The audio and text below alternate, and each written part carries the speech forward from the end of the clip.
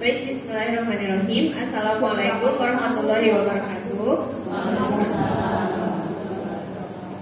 Selamat siang, saya ucapkan kepada ibu-ibu PKK sekalian. Sekali lagi saya ucapkan terima kasih kepada Ibu Sekretaris Desa yang sudah memberikan kami kesempatan untuk mengisi dan menyampaikan program kerja kami terkait stunting terhadap ibu-ibu PKK pada siang hari ini. Sebelumnya izinkan saya untuk memperkenalkan diri terlebih dahulu. Jadi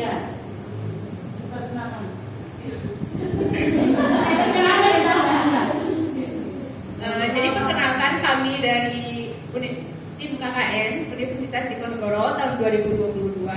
Di sini kami terdiri dari 4 jurusan. Yang pertama ada jurusan psikologi, yang kedua jurusan ekonomi, yang ketiga jurusan hukum, yang keempat itu jurusan peternakan. Kemudian untuk lebih detailnya, saya Dina Agustin, saya dari Fakultas Psikologi. Saya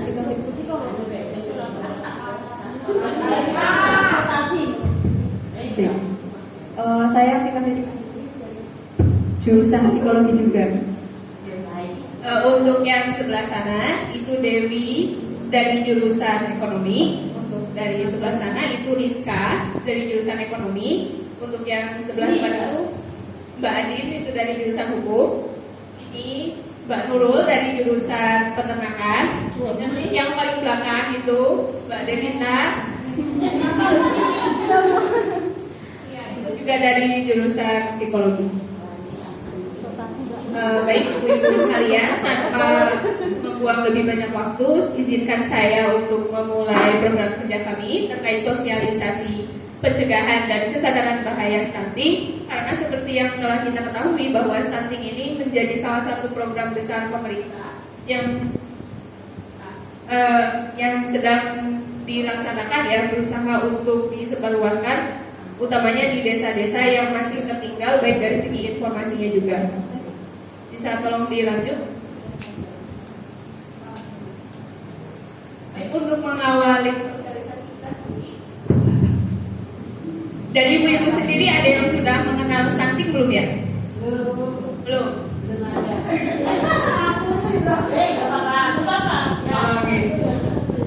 Izinkan saya untuk menjelaskan secara sekilas tentang stunting. Jadi apa itu stunting? Dari pengertiannya sendiri itu, stunting merupakan kondisi kurang gizi kronis yang disebabkan oleh kurangnya asupan gizi dalam waktu yang cukup lama. Nah, hal yang perlu ditekankan di sini adalah stunting itu mulai terjadi ketika bayi itu masih dalam kandungan, masih dalam janin. Sayangnya stunting ini sulit untuk dideteksi karena baru dapat terlihat ketika anak menginjak usia 2 tahun. Jadi selama masih dalam janin atau sebelum usia 2 tahun itu, sayangnya si stunting ini belum dapat terlihat gejalanya. Lagi lanjut. Nah, bagaimana kita bisa mengenali seorang anak itu mengalami stunting atau tidak? Jadi ibu-ibu bisa melihat saja ciri-ciri atau karakteristik ini pada anak tersebut. Yang pertama, tinggi anak tersebut ada di bawah rata-rata dari anak seusianya. Misalkan untuk ini adalah pertumbuhan gigi anak yang terlambat. Jadi misalkan kalau ada seorang anak itu yang harusnya di usia sekian itu sudah tumbuh gigi, tapi ternyata belum, nah itu bisa diwaspadai juga, ya, karena itu bisa menjadi salah satu karakteristik dari stunting. Yang ketiga adalah rendahnya kemampuan memori. Maksud dari memori di sini itu adalah kemampuan anak untuk mengingat, utamanya kemampuan anak dalam memproses pembelajaran, utamanya di sekolah. Jadi kalau misalkan seorang anak itu pelupa, ketika ibu bertanya, apa yang hari ini kamu pelajari di sekolah? Anaknya nggak tahu, kalau bengong aja gitu. Ini juga bisa merupakan ciri-ciri dari stunting, karena salah satu ciri yang paling menonjol dari anak yang stunting itu, pertama, kemampuan memori atau ingatannya lemah, terutama dalam hal pembelajaran. Jadi dalam aspek pembelajaran sendiri, anak-anak stunting ini cenderung tertinggal dari anak-anak yang seusianya. Kemudian yang keempat adalah rendahnya kemampuan fokus atau perhatian.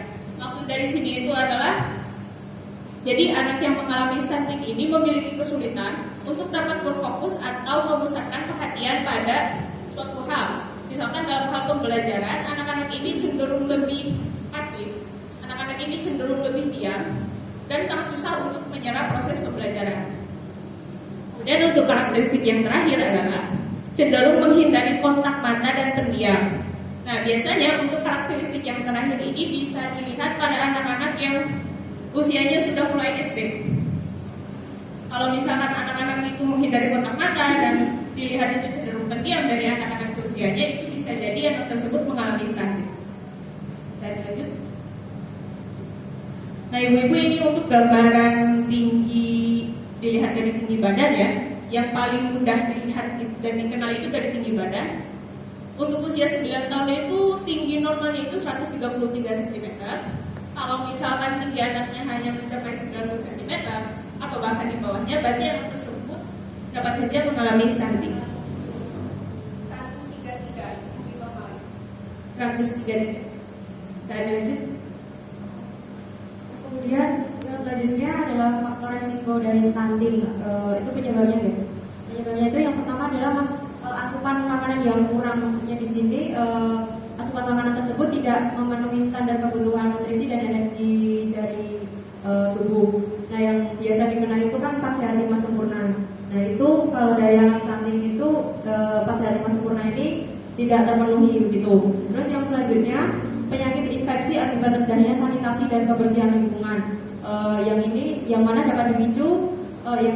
dapat memicu gangguan saluran pencernaan, sehingga energi yang seharusnya digunakan untuk mendukung pertumbuhan menjadi teralihkan untuk aktivasi perlawanan tubuh terhadap infeksi tersebut.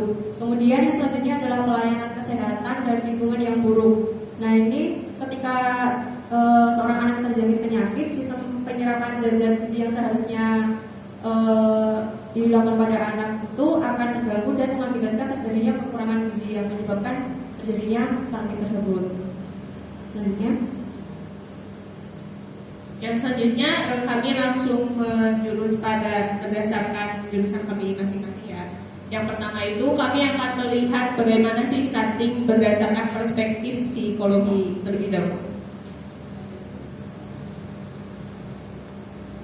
Jadi dari aspek penyebab sendiri, berdasarkan psikologi itu bisa dari kepribadian ibu.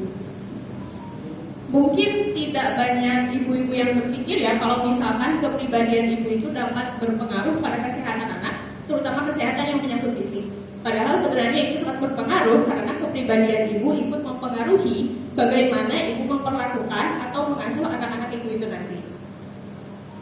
Jadi kepribadian yang berbeda pada masing-masing orang tua dapat menyebabkan adanya perbedaan pada kesabaran, kematangan sikap, intelijensi, serta energi dalam memberikan pengasuhan terhadap anak. Jadi untuk contoh sederhananya saya beri gambaran, misalkan ada seorang ibu yang memiliki kecenderungan atau kepribadian yang tidak sabaran.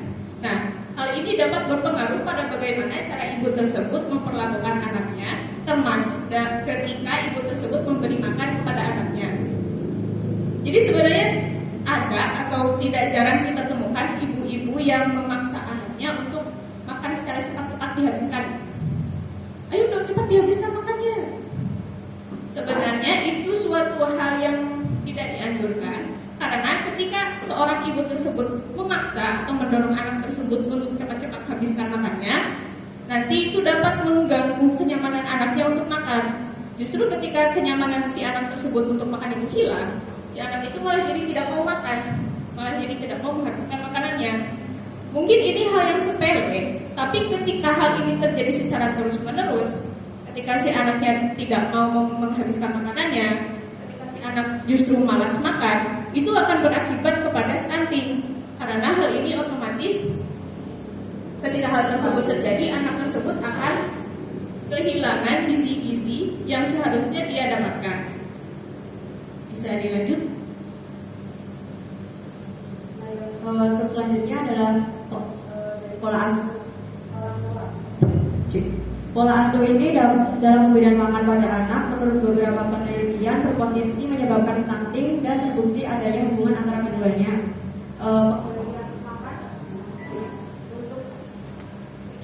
Untuk anak usia 6 sampai 24 bulan itu harus diperhatikan secara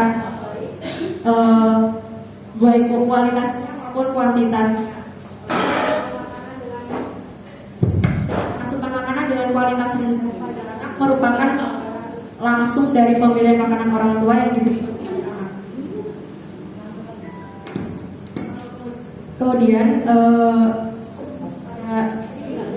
12 mengemukakan bahwa anak yang susah mengonsumsi makanan pendamping periode ini karena adanya perubahan makanan dari ASI menjadi ASI ditambah makanan lumat atau lunak, serta perkenalan terhadap makanan keluarga untuk anak usia lebih dari 1 tahun. Asupan makanan dengan kualitas rendah pada anak merupakan gambaran langsung dari pemilihan makanan orang tua yang diberikan kepada anak. Baik, yang selanjutnya ada dampak dari stunting. Pelan-pelan, Mbak, Terlalu cepat. Pindah ke slide yang sebelumnya. Iya. terlalu cepat itu.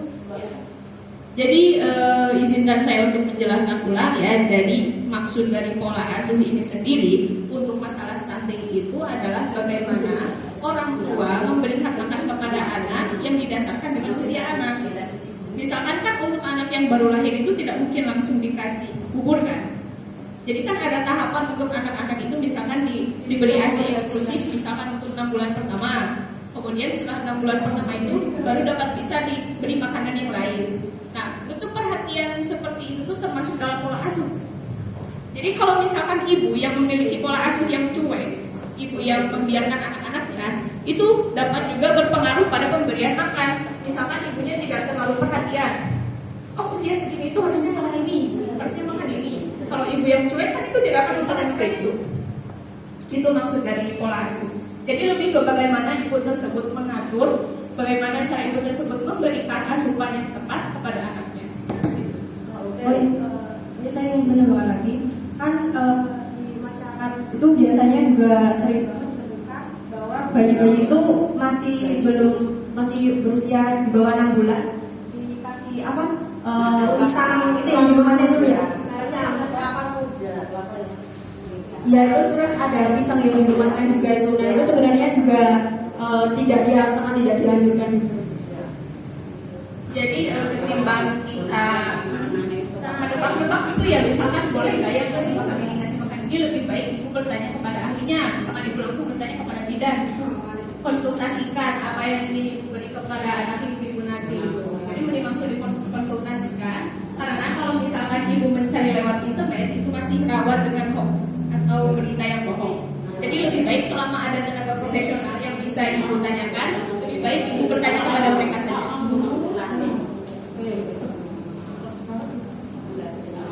Yang selanjutnya untuk dampak stunting. Jadi dari dampak stunting ini terbagi menjadi 2. Yang pertama ada dampak jangka pendek dan kemudian ada dampak dari jangka panjang. Kalau dari jangka pendek sendiri adalah terganggunya perkembangan otak, kecerdasan, lalu gangguan pertumbuhan fisik serta gangguan metabolisme dalam tubuh yang harusnya tadi tingginya 133 tersebut cuma memiliki tinggi 9 cm seperti itu.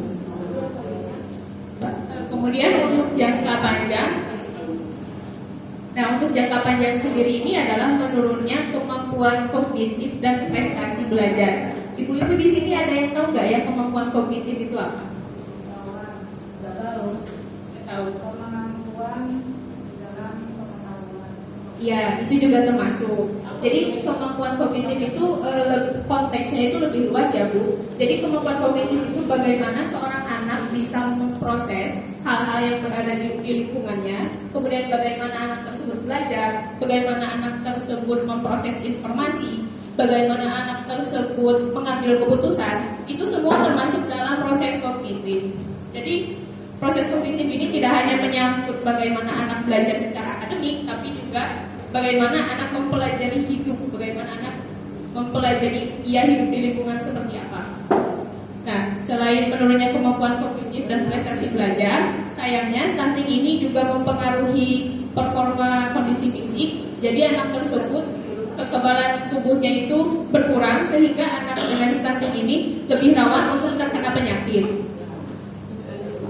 Selain itu, jangka yang lebih panjang lagi yang pada usia tua, orang dengan stunting itu berpeluang besar mengalami disabilitas. kualitas, tetapi ketika mereka menginjak usia tua.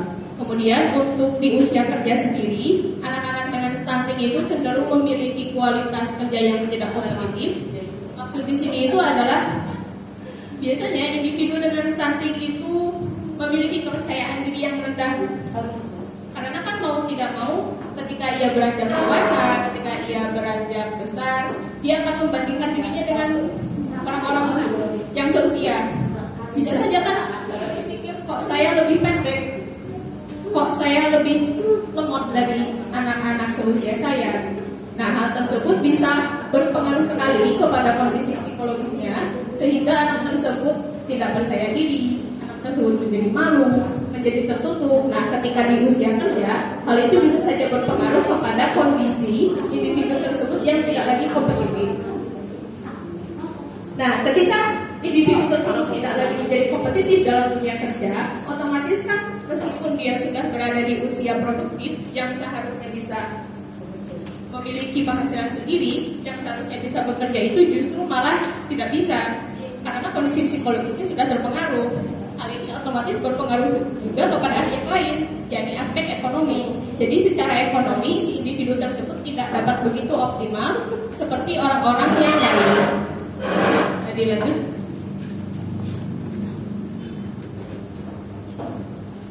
Kemudian bagaimana cara mencegah stunting itu sendiri? Yang pertama, maternal feeding. Maternal feeding ini cara memberi anak makanan yang sifatnya berubah-ubah, mulai dari perencanaan, terus penyediaan makanan, pemberian makanan ke anak, serta memikirkan dampaknya. Jadi ya pada intinya harus memberikan makanan yang bergizi dan terpenuhi. Kemudian selanjutnya, yang kedua itu ada membentuk perilaku makan anak.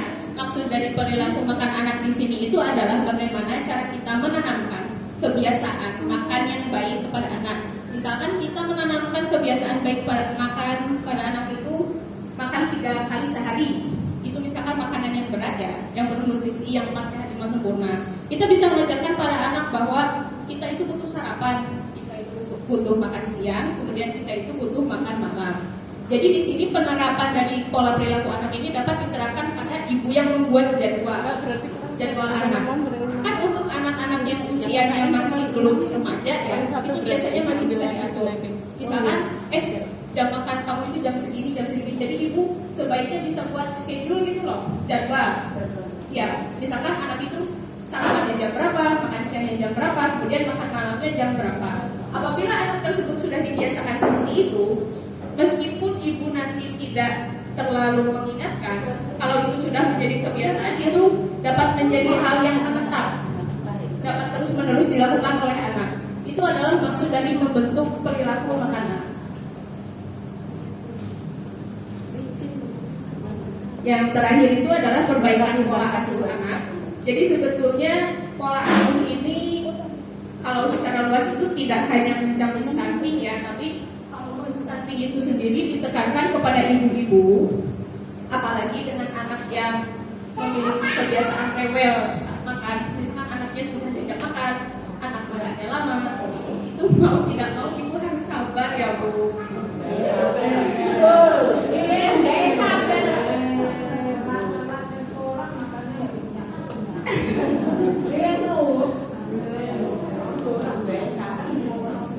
Itu kan bagian dari menjadi seorang ibu ya, mengurus anak. Maksudnya anak kan tidak semuanya anteng gitu ya, anak itu pasti bandel gitu loh. Nah itu mau tidak mau sebagai seorang ibu kita harus menerima bahwa anak kita seperti itu dan kita harus sabar. Jadi yang penting itu kita sudah memenuhi nutrisinya, apa yang anak kita butuhkan. Jadi ketika itu sudah terpenuhi ya sudah, tugas ibu itu sudah selesai. Mungkin ini dari bicara aja mudah ya Bu, tapi saya sendiri kan karena belum pernah mengalami. Iya.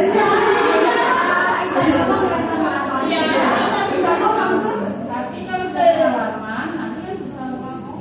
Iya Bu. Iya pengalaman, nggak ada salahnya kan dahulu gitu loh. Sebagai calon ibu nanti. Iya. Jadi apalagi apa ya, kita itu harus kenal betul anak kita itu seperti apa. Jangan melulu memaksakan apa yang kita ingin kepada anak gitu. Karena punya waktu sendiri untuk berpikir. Anak tidak bisa langsung mengerti apa yang kita ingin gitu loh. Jadi sebisa mungkin ibu komunikasikan apa yang ibu ingin gitu. Ayo makan, sabar, makan debut. Atau kalau misalkan masih gagal nih, ibu bisa nerapin sistem hadiah ke anak. Iya, reward betul. Ibunya sudah tahu ternyata. Jadi kalau misalkan anaknya itu susah itu, jadi kayak dikasih ini hadiah. Ayo kalau dihabiskan nanti dikasih ini. Biasanya anak-anak itu kalau dia ingin kirim biasanya lebih semangat. Ya, contohnya seperti itu. Jadi untuk pola asuh sendiri ini sangat ditekankan ya ibu-ibu. Sebisa mungkin ibu-ibu terus perhatikan perkembangan anak, cek pertumbuhan anak apakah sudah sesuai, sudah belum, apakah anak saya sama seperti yang lain. Kalau misalkan belum, ibu bisa langsung mengunjungi bidan atau misalkan dokter, ini anak saya kenapa? Karena deteksi dini itu lebih baik. Jadi jangan menunggu parah gitu loh. Karena yang saya temukan biasanya di ibu-ibu desa itu, misalkan anak itu, ini anaknya kenapa, mending diperiksain. Alah gak apa-apa, nanti udah sembuh. Lebih baik jangan seperti itu ya. Iya. Betul Bu. Selama bisa diperiksakan secara dini, ini bisa. Istilah desa enggak, sekarang sudah seperti kota semua. Oh, tapi di tempat saya tinggal itu desa loh Bu. Karena tahu kan tentang kesehatan sudah tahu. Oh, kalau pelayanan bagus nggak Bu? Bagus. Sekarang juga ada bidan, ada pak dokter ada. Berarti sudah terpenuhi ya kalau dari fasilitas. Insya Allah sudah. Bagus. Tinggal ibu-ibunya saja yang perhatian ya, karena fasilitas sudah ada, berarti itu tinggal ibu-ibunya saja yang lebih perhatian lagi ke anaknya. Bisa dilanjut? Nah, dari perspektif psikologi dicukupkan sampai sini. Apabila ibu-ibu memiliki pertanyaan, mungkin dapat disampaikan nanti di akhir sesi setelah pemaparannya berakhir. Dari jurusan psikologi pamit dulu. Dari teman-teman jurusan ekonomi. Terima kasih.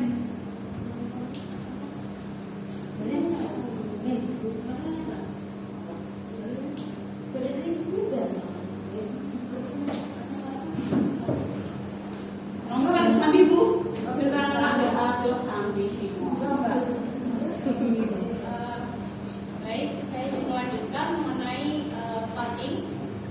Saya melihat stunting menjelaskan stunting dilihat dari perspektif ekonomi. Nah, di sini dari perspektif ekonomi ini stunting dan ekonomi itu memiliki pengaruh yang timbal balik. Artinya stunting juga berpengaruh terhadap perekonomian dan perekonomian pun juga berpengaruh terhadap stunting. Nah, di sini bagaimana sih tingkat perekonomian ini mempengaruhi stunting? Di sini stunting secara tidak langsung dipengaruhi oleh faktor sosial ekonomi, yaitu seperti pendidikan, pendapatan keluarga, dan ketersediaan pangan. Di sini pendapatan keluarga merupakan salah satu ukuran untuk menentukan tingkat ekonomi suatu keluarga. Pendapatan keluarga sendiri itu diartikan sebagai jumlah penghasilan gitu dari seluruh anggota keluarga. Karena ketika pendapatan keluarga rendah, maka kemampuan untuk memenuhi kebutuhan itu pastinya terbatas. Nah, kebutuhan itu salah satunya adalah ketersediaan pangan. Di sini ketersediaan pangan diartikan sebagai kemampuan keluarga untuk memenuhi kebutuhan yang cukup. Di sini cukup itu baik dari kuantitas, kualitas maupun keamanannya. Dan di sini ketika pendapatan keluarga rendah, ketersediaan pangan juga terhambat, maka kebutuhan pangan yang sehat pun tidak terpenuhi karena dengan pendapatan yang terbatas pastinya kebutuhannya juga akan seadanya. Atau bahkan untuk memenuhi kebutuhan pokok pun itu saja belum dapat terpenuhi, apalagi pemenuhan gizi. Di sini pemenuhan gizi keluarga yang rendah dan lambat laun hal ini akan meningkatkan resiko terjadinya malnutrisi dan stunting karena pemenuhan gizi dan kebutuhan pangan yang sehat tadi tidak terpenuhi. Oke, bisa di next. Nah, kalau tadi kita lihat dampak perekonomian terhadap stunting, di sini dampak stunting pada perekonomian. Nah, kami mengambil laporan dari World Bank atau Bank Dunia bahwa masalah stunting ini ternyata dapat mengurangi pertumbuhan ekonomi atau yang kita kenal dengan GDP atau Gross Domestic Product sebesar 11%, serta mengurangi pendapatan pekerja dewasa hingga 20%. Dan lambat laun masalah stunting ini juga akan memperburuk kesenjangan antara seseorang yang mengalami stunting dan seseorang yang tidak mengalami stunting. Dan di sini terdapat laporan dari Kementerian Pendidikan dan Kebudayaan yang mengatakan bahwa di Indonesia sendiri merupakan salah satu negara dengan prevalensi atau potensi stunting yang cukup tinggi dibandingkan dengan negara-negara menengah lainnya. Di sini bahkan di Indonesia itu dikatakan bahwa stunting itu sangatlah parah, yaitu seperti stunting pada balita dan anemia pada wanita dewasa. Dan ini identik dengan negara-negara seperti Nepal, Ghana, dan Timor Leste. Artinya apa? Jika stunting kita biarkan secara terus-menerus, maka suatu negara itu perekonomiannya akan semakin memburuk. Oke, bisa di next. Lalu gimana sih kok stunting bisa mempengaruhi perekonomian? Tadi sudah dijelaskan oleh teman-teman bahwa stunting ini adalah seseorang di mana tingkat kecerdasannya tidak maksimal dan lebih rentan terkena penyakit di masa depan. Nah, ketika seseorang mudah terjangkit penyakit, lalu tingkat kecerdasannya juga rendah, maka penurunan kemampuan dan kapasitas kerjanya.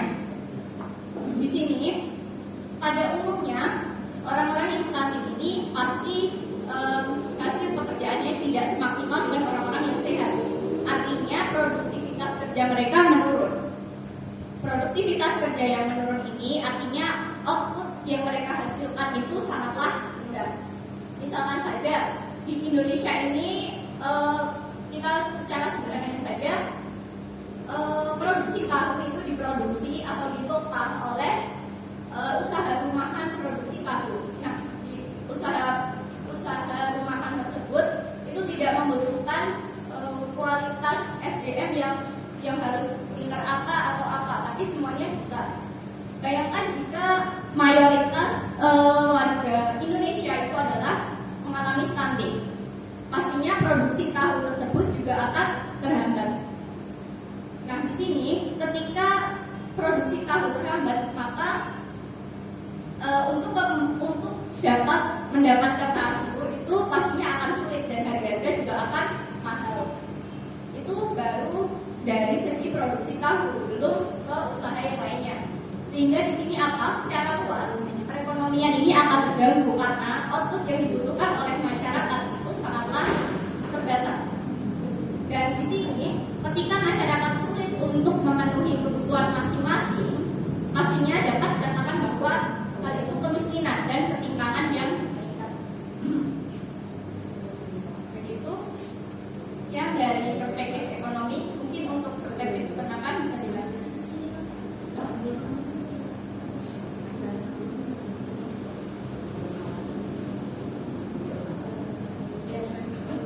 Izin melanjutkan tentang stunting dilihat dari perspektif peternakan. Jadi hubungan stunting dengan konsumsi produk hewani peternakan itu pada saat ini harga produk hewani sangat mahal dan masyarakat lebih memilih untuk memilih makanan yang lebih terjangkau, sehingga terjadinya rendahnya konsumsi makanan dari produk hewani.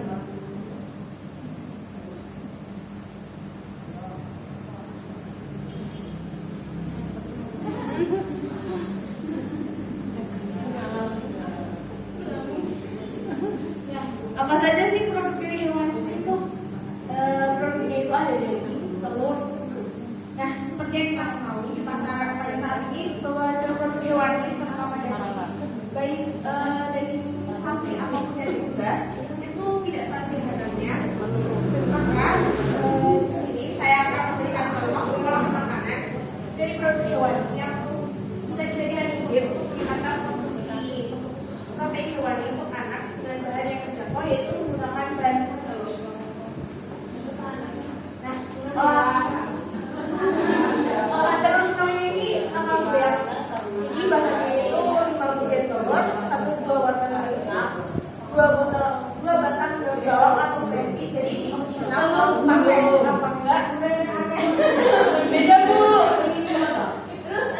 2 sosis, opsional mau pakai sosis apapun itu. Terus garam, nata, kaldu jamur, dan bawang merah dan juga siung bawang putih. Enggak baru mau di. Jadi orang Jepang apa? Ini orang Jepang apa nih? Jepang. Nah, jadi tadi pagi saya udah mencoba membuat ada makanannya. Jadi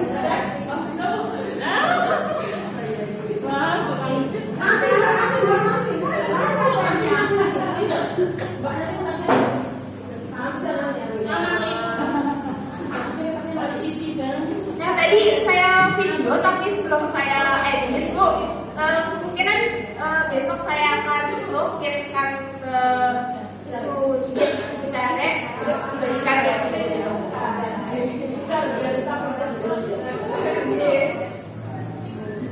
Mbak tolong itu di-share itu. Iya Bu, nanti Ada yang ada prepnya itu. Ibu mau Boleh dipotong-potong. Oh, ibu mau Maksudnya ngelakuin aja enggak fotokopi. Oh, boleh Bu, boleh.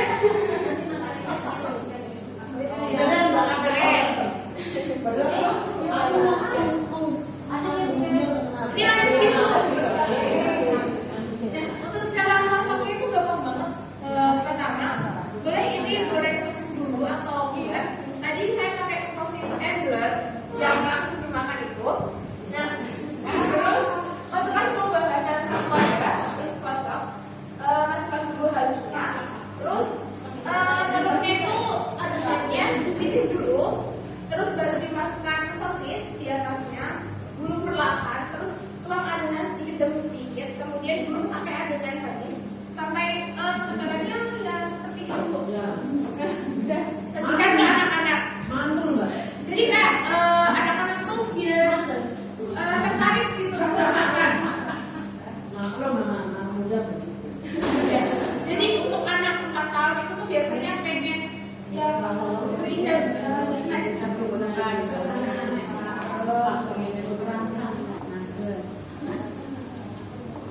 Nah, untuk manfaat dalam segi yaitu dari pencernaan membangun jaringan tubuh, mencukupi kebutuhan nutrisi, telur memiliki kandungan protein yang sangat tinggi, baik untuk kesehatan mata dan otak, kemudian mengandung omega 3, sumber vitamin D dan menjaga berat badan karena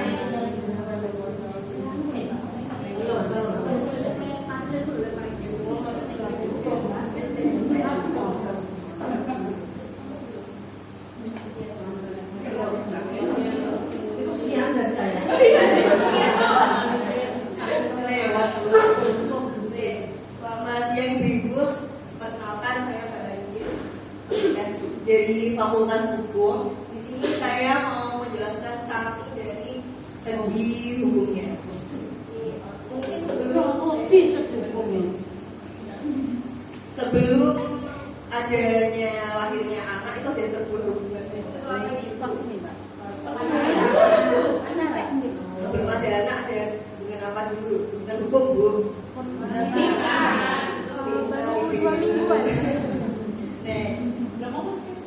Nah, ada contekannya dulu.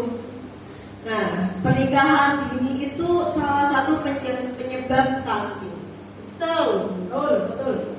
Perkawinan adalah ikatan lahir batin antara seseorang pria dengan seseorang wanita sebagai suami istri dengan tujuan membentuk keluarga yang bahagia kekal berdasarkan ketuhanan yang Maha Esa. Nah, sedangkan pernikahan ini pernikahan yang dilakukan oleh seseorang ketika orang tersebut masih berada di bawah 19 tahun. KBBI Ahmad dan Santoso, risiko bahaya kerugian pernikahan perkawinan dini awal. Jadi pernikahan dini itu merupakan pernikahan yang dilakukan pada usia muda yang dapat merugikan. Faktor-faktor yang menyebabkan pernikahan dini, faktor ekonomi. Tuh anaknya masih cantik, umur 15 tahun, ada juragan beras yang tertarik, terus juga bapaknya punya utang, terus jual anaknya. Rasanya begitu ya. Kayaknya utang. Itu pelosok banyak tuh. Iya betul. Jangan di daerah yang dulu. Yes. Semoga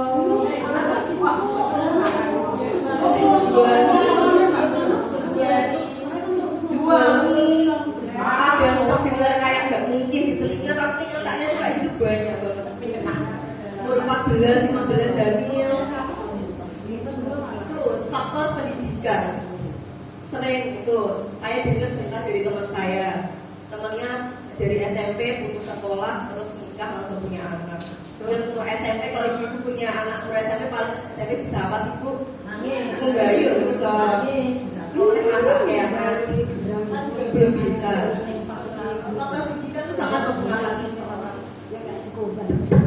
Kalau pinter kan juga punya cita-cita. Kalau anak SD cita-citanya apa? Mau pabrik juga nggak bisa.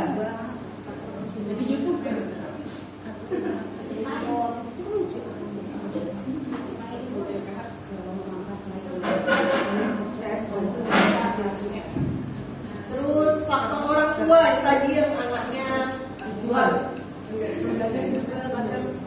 tes dijodohkan sama siapa gitu sebenarnya biar bantu orang tuanya atau dia perjanjian dari kecil anakmu nek umur semene tak nikah dengan anakmu tuh itu dijual-jualnya itu sangat-sangat banyak bu. Faktor media massa dan internet ini yang paling banyak mempengaruhi karena ini bikin apa ya kehamilan di luar nikah.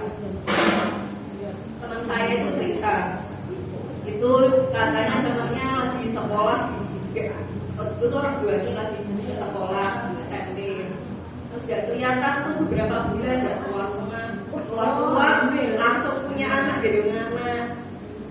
Nah anaknya itu ternyata lahirnya umur 7 bulan prematur. Terus dibawa ke rumah sakit itu apa paru-parunya gagal berfungsi, diobok buat pengobatan katanya 90 jutaan. Terus tapi 3 hari kemudian meninggal anaknya. Itu kan kehamilan muda sangat mempengaruhi dari segi gizi. Terus kalau anak segitu tidak apa-apa harus suplemen. Oleh orang tuanya kalau cuma pegawai sawah kan ya paling tahunya beras sama pupuk. Kalau suplemen itu juga nggak tahu nanti mempengaruhi banget apalagi masih kecil, kebutuhan gizinya kurang. Tuh kasihan anaknya masih lahir cacat, mungkin ada yang kurang. Faktor biologis ini ada yang apa udah mens umur 10, 12, 10 itu masih kecil sudah banyak. Hamil di luar nikah yang paling banyak. Terus faktor adat ini mungkin di beberapa daerah luar Jawa itu kan umur 12 sudah nikah. Itu emang nggak bisa kita salahkan tapi bisa kita beri tugas. Tapi kalau di Simon insya Allah udah nggak ada. Risiko pernikahan dini, fase perkembangan anak perempuan. Fase perkembangan anak perempuan itu dari perkembangan fisik, emosional, kognitif, dan sosial seperti yang tadi dijelaskan dari psikologi. Terus lebih rentan terhadap kekerasan dan perceraian. Ini tidak punya kekuasaan untuk menolak kekerasan yang terjadi pada dirinya dan sulit menyelesaikan permasalahan rumah tangga. Tuh kalau paling menikah umur 17, biasanya kan cowoknya umurnya 25 ke atas, biasanya gitu. Kalau atau malah parahnya sama umur itu banyak terjadi sama umur anak SMA kalau berantem satu pulang ke rumah ibu, satu pulang ke rumah ibu, udah selesai.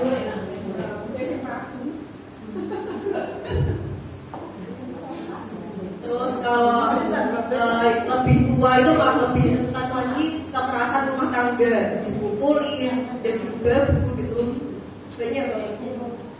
Perekonomian negara yang miskin kayak Sri Lanka, Ghana yang lagi krisis ini juga banyak banget itu mempengaruhi untuk pernikahan dini. Secara kesehatan reproduksi anak perempuan belum siap. Mungkin di sini ada bedanya nggak ada berapa bisa.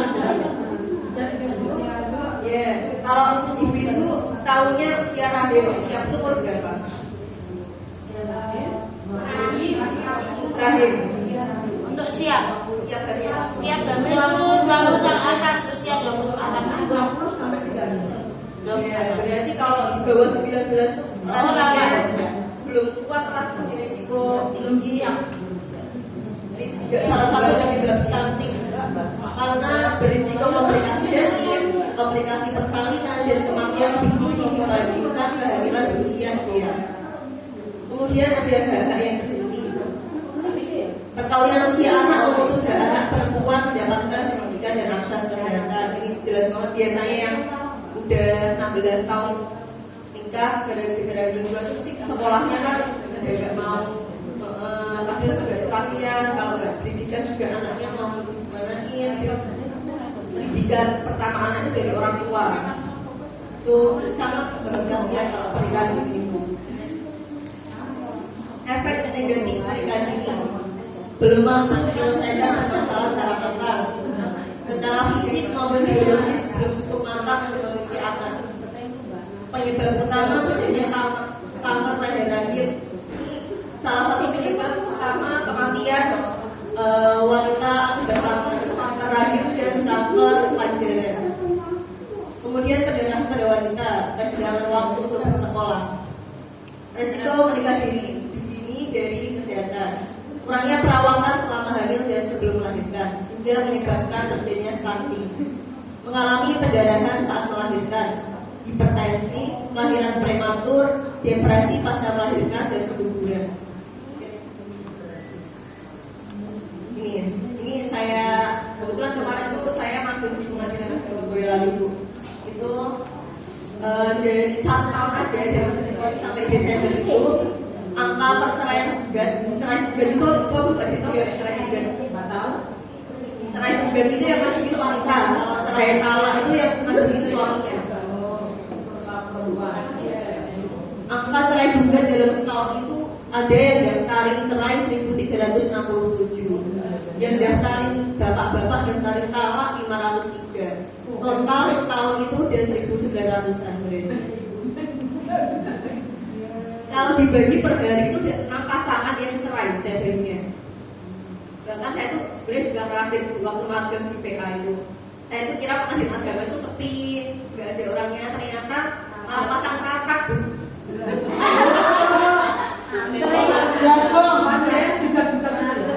Pasang rata buat tunggu sidang kan harus menunggu giliran kan Bu. Nah itu tunggu gilirannya itu sampai dipasang rata sama pengadilan ya, karena udah kursi tunggunya itu nggak muat. Kalau taman rata panasan tunggu di luar. Jadi pengadilan tuh sampai beli teratak buat minggu. Terus parkirannya tuh kayak lauk kayak hari Minggu. Full. Kalau mungkin kalau ditarik parkir mungkin bisa buat jajan gimana. Full bener-bener pengadilan tuh full, sehari bisa 30 perkara sidang. Itu Boyolali aja. Boyolali aja. Mungkin Pak Kades sering terima surat panggilan sidang cerai itu. Terus itu saya tuh juga kaget tuh. Di sana itu saya bacain putusan cerai, bacain itu umur 21 udah cerai. 21 itu umur saya gitu. Otomatis itu kayak kalau nggak salah saya baca dia udah nikah 2 tahunan, berarti nikah umur 18-19. Masih kecil terus 21 udah jadi janda.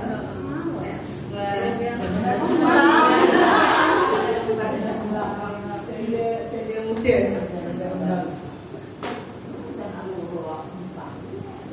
Bagaimana nasib jika anak menikah dini? Anak kehilangan masa mudanya, cita-citanya dulu. Terus tanggung jawab terhadap diri sendiri sebagai siswa, tanggung jawabnya jadi sekolah yang benar, nilainya bagus, tegas dalam mengambil keputusan, dan jangan mudah terbujuk. Terbujuk itu laki-laki yang rayu-rayu, gombalan. Tapi saya janji habis ini Kak. Apa bilang ya? Ternyata ditinggal mau. Malah dijadikan mobil.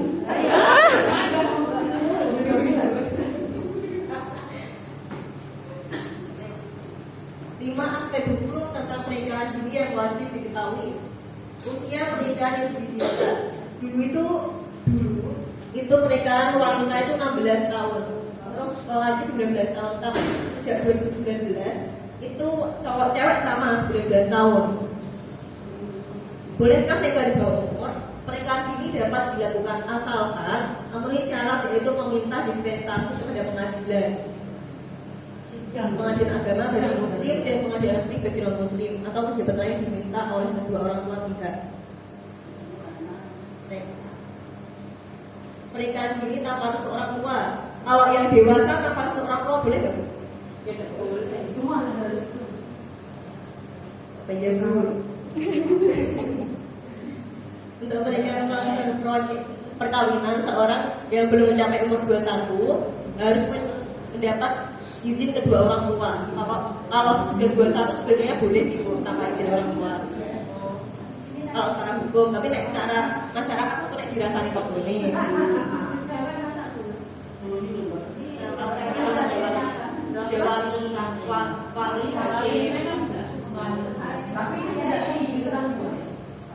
ada kadang kalau pakai kan cewek itu kan harus wali orang tua kalau sudah agama ya, tapi bisa pakai wali hakim itu tokoh masyarakat atau siapa itu bisa. Ya, kadang itu bisa dilakukan. Yang penting gak beda agama. Terus prosedur melangsungkan pernikahan dini. Pertama, dispensasi atas penentuan umur kepada pengadilan agama bagi yang beragama muslim dan pengadilan negeri bagi yang beragama non muslim. Itu nanti sidang dulu, daftar, ribet gitu Bu. Terus izin tertulis atau izin pengadilan. Syarat ini harus dipenuhi karena diteliti oleh pegawai pencatat KUA atau nanti dinas.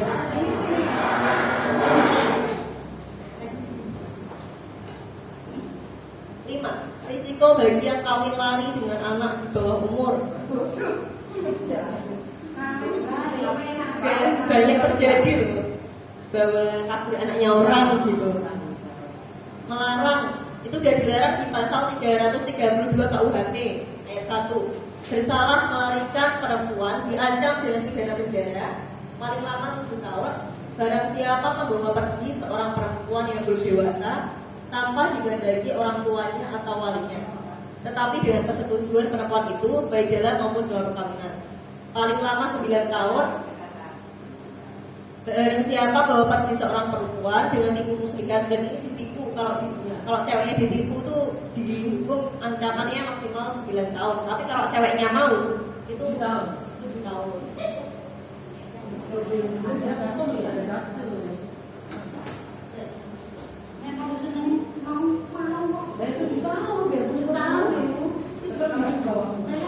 Ini Bu, tadi dispensasi nikah itu pengajuan kalau mau nikah di bawah 19 tahun. Diboyolali dalam 1 tahun 2021 kemarin ada 338 pengajuan. Ternyata banyak. Iya.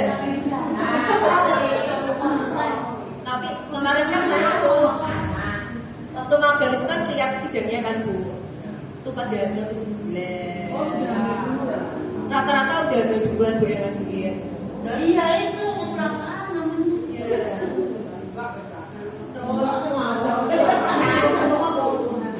Disengaja ya Bu, bukan kecelakaan itu.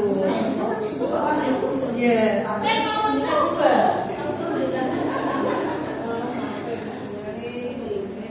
Itu banyak banget.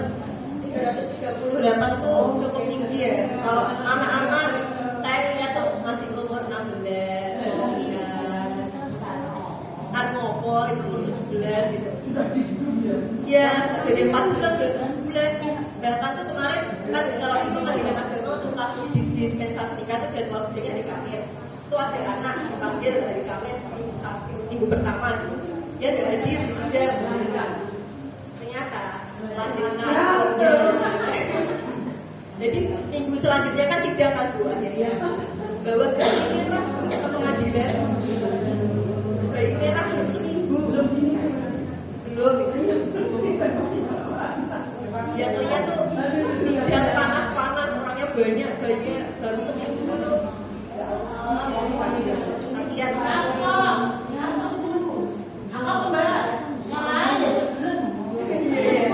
Kesalahannya juga ya. Berarti ya coba-cobanya. Terus tuh ada yang itu kasusnya belum hamil. Terus ditanyain sama hakimnya, kan ada sesi pertanyaan ditanya hakim, kenapa mau nikah? Pengen aja Pak. Tadi kalau dia tuh pengen makan, habis LGBT gitu katanya, kayak nanya kerja apa kan, kalau syarat dikabulkan hakim tuh minimal ya cowok udah ada penghasilan. Nah itu katanya cuma bantuin rosok, gajinya berapa? Sebulan 200. Nah, apa?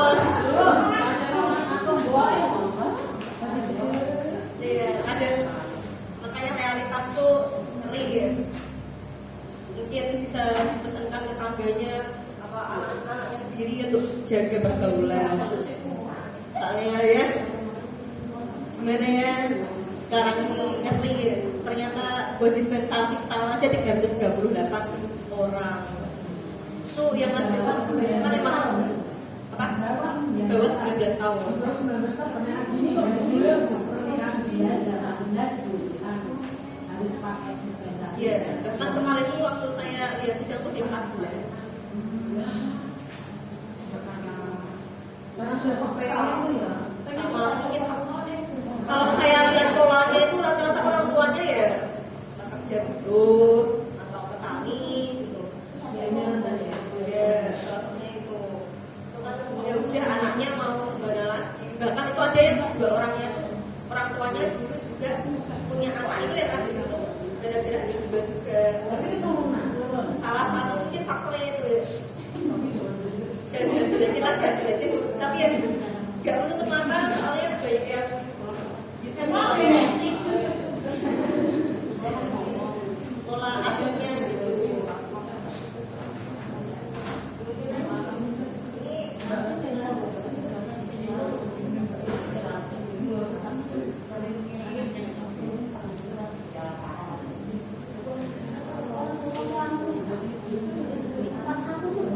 Ini ada aturan baru Bu soal pemberian nama pada anak itu.